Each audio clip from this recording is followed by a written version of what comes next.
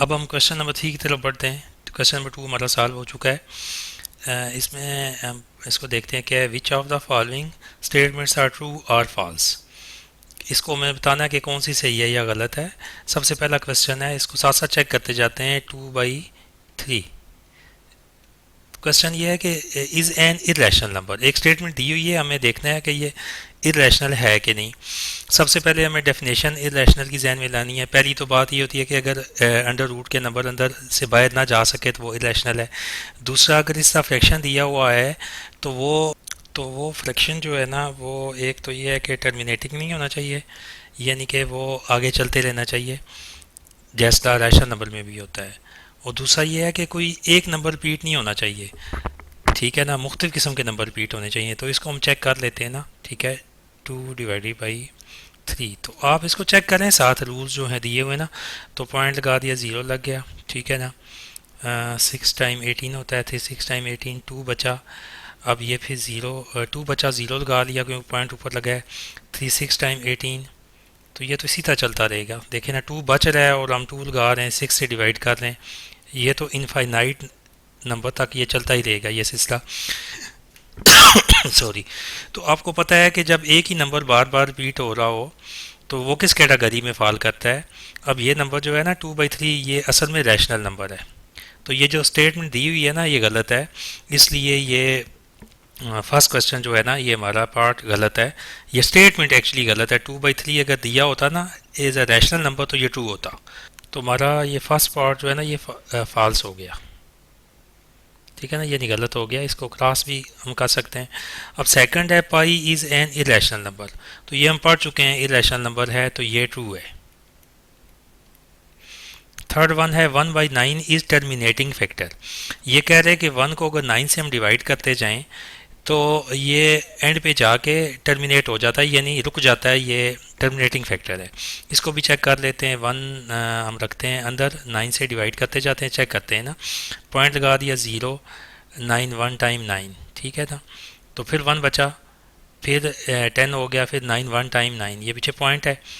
तो ये तो इसी तरह चलता जाएगा, ये तो चलता जाएगा, रुकेगा तो नहीं। इट्स मीन कि ये वाली जो स्टेटमेंट दी हुई है ये भी गलत है। 1/9 एक टर्मिनेटिंग फैक्टर है, ठीक है ना, इसने दिया हुआ है। जबकि ये तो नॉन टर्मिनेटिंग है, कहीं रुक ही नहीं रहा। तो अगर ये टर्मिनेटिंग होता तो ट्रू होता, ये भी फॉल्स है।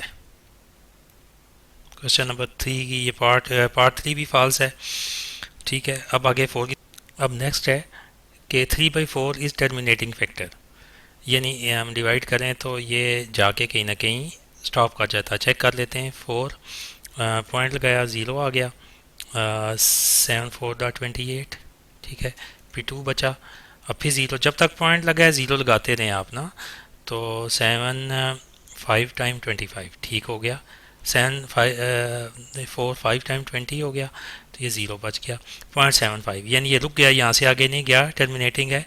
तो ये भी ट्रू है, 4 भी ट्रू है। और फिर फिफ्थ देखें, 4/5 इज़ रिकरिंग फ्रैक्शन, रिकर्सिव यानी रिकरिंग है। तो इसको हम चेक करते हैं, यानी ये वो कहता है कि चलता रहेगा। इसको भी हम डिवाइड करके देख लेते हैं। नॉन टर्मिनेटिंग या रिकरिंग एक ही बात है यहाँ पे, ठीक है ना। 4/5, ठीक है ना। तो एक पॉइंट लगा, ये ज़ीरो गया। 5 8 टाइम 40, ये तो यहीं पे रुक गया, ठीक है ना। 0.8 आता है, तो इसका मतलब है ये भी फॉल्स है। ये रिकर्सिव नहीं है, बल्कि ये टर्मिनेटिंग है। नेक्स्ट हमारे पास क्वेश्चन नंबर 4 है। इसमें यह है कि वो हमसे पूछ रहा है कि represent the following number on number line. ये जो नंबर हैं इनको नंबर लाइन के ऊपर रिप्रेजेंट करें। तो हमें सबसे पहले नंबर लाइन को समझना है, ठीक है ना। तो उसकी तरफ बढ़ते हैं कि नंबर लाइन के ऊपर नंबर को कैसे रिप्रेजेंट करते हैं। तो नंबर लाइन के लिए सबसे पहले हम जो है ना वो एक एक लाइन ड्रा कर लेते हैं। और उसके बिल्कुल मिडल में ना हम एक पॉइंट बनाते हैं, ठीक है। इसके ऊपर ज़ीरो लिख देते हैं, ठीक है। ज़ीरो के बाद इक्वल डिस्टेंस के हम इसके इंटरवल बना लेते हैं छोटे छोटे। ज़ीरो के बाद यहाँ पे 1, ठीक है। पॉजिटिव नंबर इस साइड पे करेंगे ना, ठीक है। 2 3 4, क्योंकि मैं कंप्यूटर पे बना रहा हूँ, थोड़ी सी मुझसे मिस्टेक हो सकती है, यानी कि लिखाई थोड़ी ख़राब हो सकती है, या फासला ये इनका, यानी कि ये जो दरमियान में फासला है ये सेम रखना है आपने। और दूसरी साइड पे आपने नेगेटिव नंबर सारे कर लेने हैं, 1 2 3 4। ये देखेंगे कि किस हिसाब से है, आपने नंबर बनाने हैं, 4 बनाने हैं, 3 बनाने हैं, ये आगे चल के बताएंगे। -2 -3 एंड -4। इसका कंसेप्ट सिंपल ही है कि लेट से अगर मैं यहीं पे कोई एग्जांपल दे दूं छोटी सी ना, उसको हम सॉल्व कर लें, फिर क्वेश्चन की तरफ बढ़ लें, ठीक है ना। तो इसको ये एरो लगा देते दोनों साइड पे, ठीक है ना। तो एक एग्जांपल लेट से हम ले लेते हैं। मैं कहता हूँ कि जो मेरे पास एक नंबर है, मैं कहता हूँ 2.5 मेरे पास एक नंबर है, ये नंबर लाइन पे कहाँ फॉल करेगा, ठीक है ना। ये नंबर लाइन है, इधर पॉजिटिव जा रहे हैं ये सारे प्लस के नंबर, इधर नेगेटिव के नंबर जा रहे हैं, दरमियान में ज़ीरो है। ज़ीरो आपको पता है ना पॉजिटिव होता है ना नेगेटिव। ये मेरे पास 2.5 है, ये यानी टू पूरा है और उसके साथ हाफ है, 0.5 है। आपको पता है कि ये कहाँ पे लाई करेगा, अब हमने इसको देखना है। एक तो ये पहले देखना है कि नंबर पॉजिटिव है कि नेगेटिव। ये पॉजिटिव नंबर है, इसके साथ कोई माइनस नहीं लगा हुआ, तो हम नंबर लाइन के ऊपर चले जाएंगे। ये 1 है, ये 2 है, ठीक है ना। तो ये इन दोनों के दरमियान में यहाँ के मिडल में लाई करेगा, यहाँ पे ये 2.5। बस ये आपने करना है। बहुत सिंपल कंसेप्ट है ये नंबर लाइन के ऊपर नंबर्स को रिप्रेजेंट करने का। तो होपफुली आपको समझ आया। अब आगे हम क्वेश्चन ले गए, फिर आपको समझ साथ आती जाएगी कि ये हमने क्या करना है।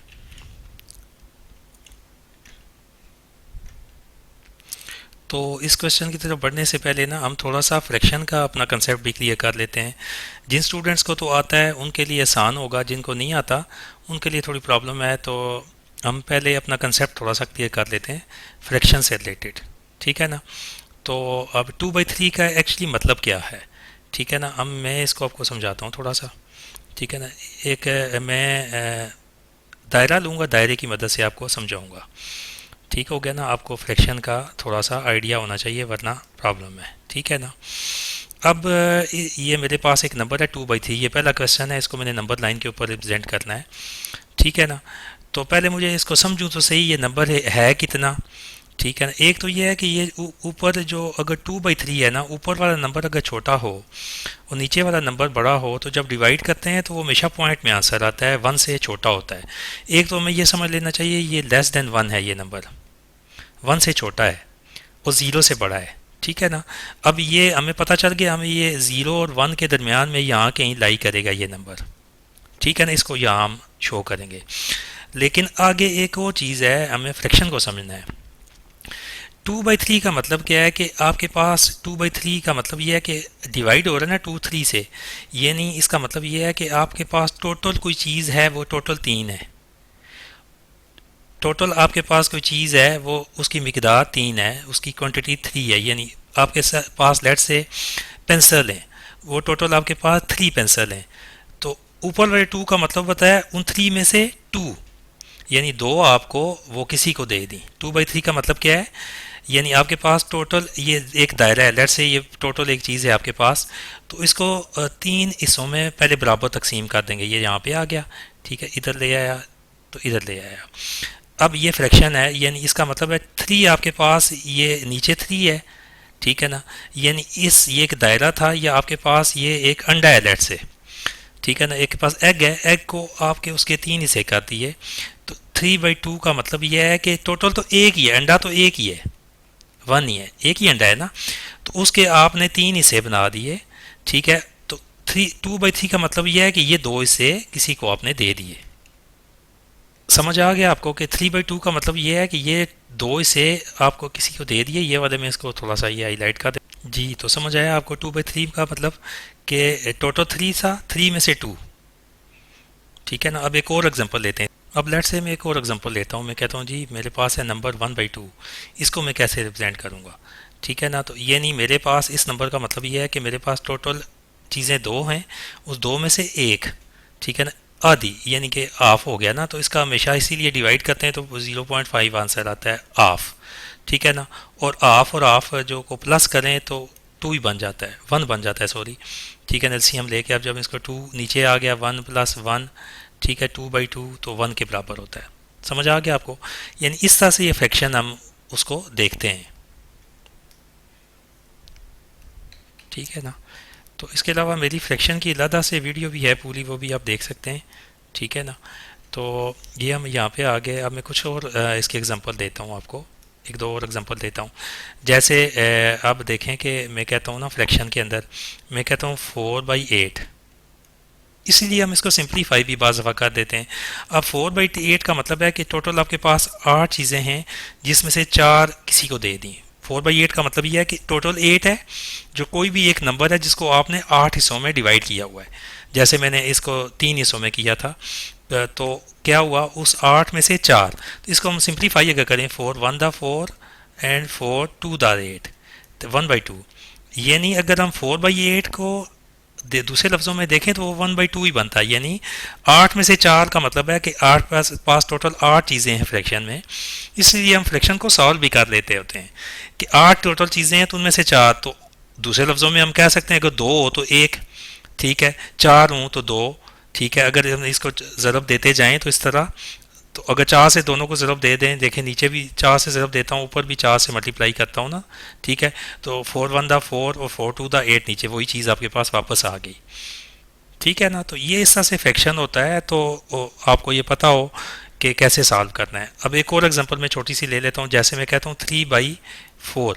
3/4 का मतलब है कि आपके पास कोई एक चीज़ है, टोटल 4 है, 4 में से 3, तो इसको अमूमन 75% भी कहते हैं हम। ठीक है ना।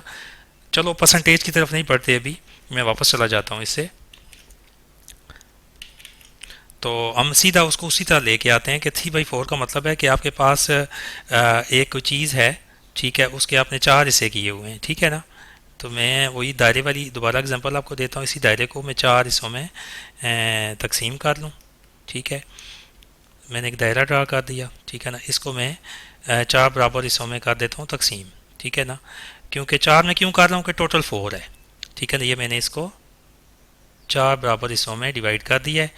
तो अब 3/4 का मतलब क्या है कि यानी एक छोड़ के, मैं कोई एक छोड़ देता हूँ, ये छोड़ के बाकी ये तीनों के तीनों, इसका मतलब है 3/4 ये नंबर। यानी कि किसी को मैं कहता हूँ कि मैं आपको 3/4 पार्ट इस चीज़ का दे रहा हूँ, चीज़ एक ही है। ठीक है ना। ऊपर मैंने आपको बताया जब छोटा नंबर होगा तो वो 1 से छोटा ही है। ठीक है ना। ये 3/4 का मतलब है ये आपके पास एक ही एग है। ठीक है ना। एक एग है, एक ही है ना, तो उसमें से 3/4 यानी उसका 75% हिस्सा किसी को दे दिया। इस नंबर का मतलब ये है। ठीक है ना। तो पीछे बचेगा क्या, इसको क्या कहेंगे, इसको क्या कहेंगे, इसको कहेंगे कि ये टोटल इसके कितने हिस्से हुए थे, 4, तो नीचे 4 ही रहेगा 4। ठीक है ना। तो ये 4 का कितना नंबर है, एक, 1/4 बचा पीछे। ठीक है ना। 1/4 ये वाला हिस्सा है, इसको ये 1/4 है। ठीक है। तो 3/4 ये है, इन दोनों को प्लस करें तो 1 ही आएगा। ठीक है ना। बेशक 1/4 प्लस 3/4 को आप लेके इनको प्लस करें तो इसका आंसर 1 ही आएगा। ठीक है ना। यानी टोटल 4 है, 4 में से एक पार्ट ये हो गया और 3 ये हो गया और एक ये, 4/4, तो आ जाएगा आपके पास 1 ही आएगा। 4/4 1 ही आंसर आएगा। अब अपने क्वेश्चन की तरफ बढ़ते हैं। थोड़ा सा कंसेप्ट काफ़ी हद तक क्लियर हो गया। ठीक है। इसको देखते हैं कि किस तरह से ये हम नंबर लाइन के ऊपर रिप्रेजेंट करेंगे, क्योंकि हमने इसके क्वेश्चन में इस चीज़ का ख्याल रखना है कि उसके, क्योंकि जिधर लाई करेंगे नंबर उसके उतने हिस्से बनाएंगे। ठीक है ना, जितना नीचे उसका नंबर होगा। ठीक है ना।